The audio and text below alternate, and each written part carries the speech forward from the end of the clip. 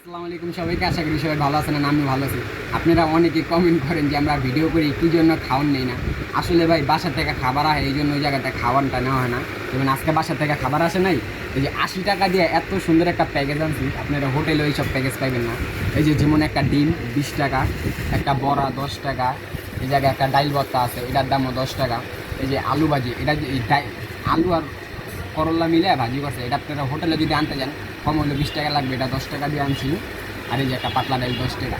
আর দেখেন ভাতের পরিমাণ কতগুলো ভাত দিছে 20 টাকায়। এই ভাত হোটেলে কম হইলেও 30 টাকা রাখবো, তো খায় দেখি কীরকম লাগে। মানে প্রায় সময় বাসা থেকে যদি খাবার না আনি, এখান থেকেই খাওয়া হয়। আর এটা যদি হোটেলে আনতে গেতাম না, কম হইলেও মানে 100 টাকার উপরে লাগবে, কিংবা 100 টাকার ভিতরে আনা পারতাম। কারণ আমাদের এইখানে মানে অনেক হোটেলে এই বড়াটা 20 টাকা 15 টাকা বিক্রি করে এইভাবে। আর এটা পুরো ডাল দেওয়া বানানো হয়েছে। আর অনেক জায়গায় দেখা যায় আর অনেক কিছু মিক্স করে, যে বেসন মুসুন মিলিয়ে দেয়। এই দেখেন বড়াটা।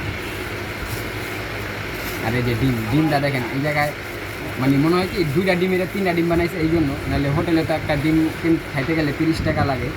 আর এই যে ভর্তাটা পরে খাম, আগে দিয়ে খাই দিই কীরকম লাগে।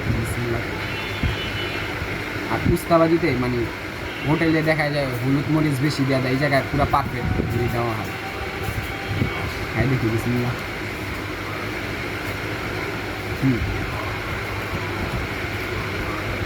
আর এই জায়গায় এমন পরিমাণের খাবার দেয় মানে অনেকে মানে একজনে মানে 20 টাকার ভাত আনলে একা খাওয়ান যায় না। মানে যারা একটু কম কম খায় আর যারা একটু বেশি খায় মানে পুরোপুরি পেট ভরে যায়। আর হোটেলে দেখা যায় আমরা খাইতে গেলে 20 টাকায় 1 প্লেট ভাত মাছ দেওয়া 100-150 টাকা বিলায় পরে, কিন্তু পেট ভরে না।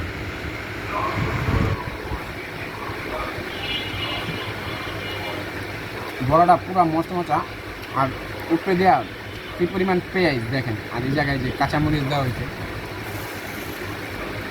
আসল কথা হলো যে এরা বাসায় খাবারটা বানায় এই জন্য, আর রাস্তায় বসে এই জন্য এখন খরচ কম।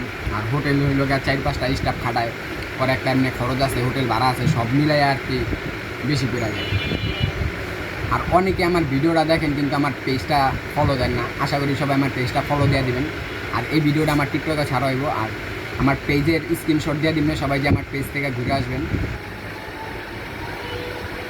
আর আমাদের প্রাণীগঞ্জের ভিতরে যারা আছেন, কালীগঞ্জের এখানে তো অনেকে আছে দুপুরে বাসা থেকে খানা আনে না, তো তারা হোটেলে এত টাকা নষ্ট না করে এখান থেকে ফুটের থেকে খাইলে দেখা যায় অনেক ভালো হয়। আর এই জায়গায় মানে যে আমরা মোরগ পোলা অনেক ভিডিও ছাড়ি, আপনারা দেখেন খাবারের পরিমাণ তারা অনেক দেয়। তো আজকের ভিডিও পর্যন্ত সবাই ভালো থাকবেন।